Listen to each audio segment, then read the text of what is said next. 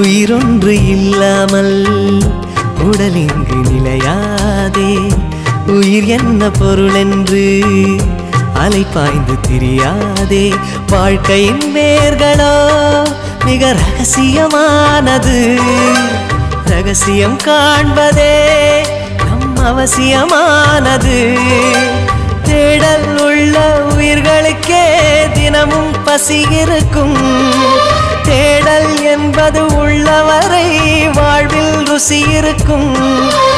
பாடல் போல தேடல் கூட ஒரு சுகமே.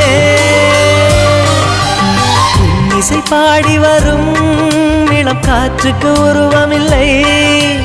காற்றலை இல்லை என்றால் ஒரு பாட்டொலி கேட்பதில்லை. ஒரு காலம் வருகையில் உள்ளம் கொள்ளை போகுதே. ஆனால் காற்றின் முகவரி கண்